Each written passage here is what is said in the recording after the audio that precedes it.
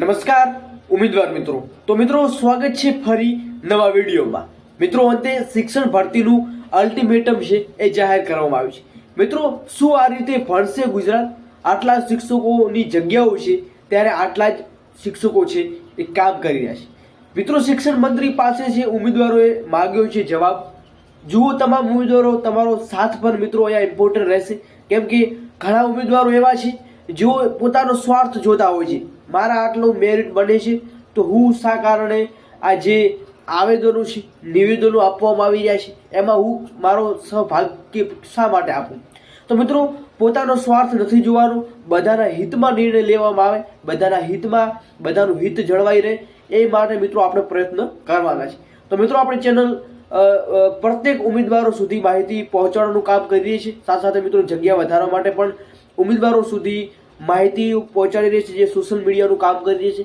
સાથે સાથે મિત્રો શિક્ષણ મંત્રીની કોઈ પણ અપડેટ હોય છે ત્યારે આપણે આપતા હોય છે. ત્યારે ફરી મિત્રો માહિતી મળી છે તો કે સતરામપુરમાં શિક્ષણ મંત્રીને ટેટ 1ના ઉમેદવારોએ આવેદન છે આપ્યું છે. મિત્રો ગુજરાત સરકાર દ્વારા વિદ્યા સહાયકની ભરતી જે જાહેર કરવામાં આવી હતી, જેમાં 5000 જેટલા શિક્ષકોની ભરતી છે એ ટેટ 1માં જોવા મળી રહી છે.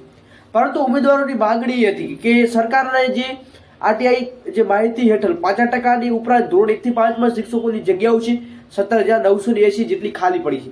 પરંતુ શિક્ષણ મંત્રીને ઉમેદવારોની સંખ્યા વધારવા માટે આવેદન આપ્યું હતું, જે કે મિત્રો જે સંખ્યાઓ છે જગ્યા વધારવા માટે, પરંતુ ઓછી હોવાના કારણે કેટલાક ઉમેદવારોએ આ ભરતીમાં માત્ર 1 થી 2 વર્ષ જેટલો નોકરીનો અભ્યાસ અને લાભ મળી રહેતો હોય છે. તો 31 જુલાઈ સુધીમાં 1799 શિક્ષકો નિવૃત્ત પણ થયા છે. તો સાથે મિત્રો આ નિવૃત્ત શિક્ષકોની ભરતી પણ કરવી જોઈએ, જે લોકો કરી નથી રહ્યા. હવે તમે જોઈ રહ્યા છો ગુજરાતમાં 2462 શાળાઓ માત્ર એક જ શિક્ષક છે.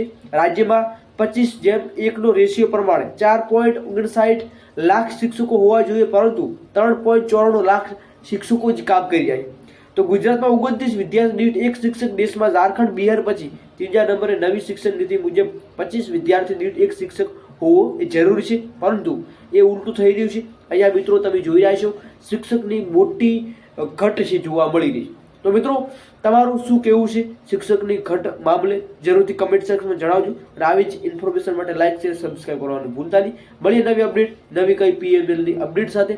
જય હિન્દ, જય સંવિધાન.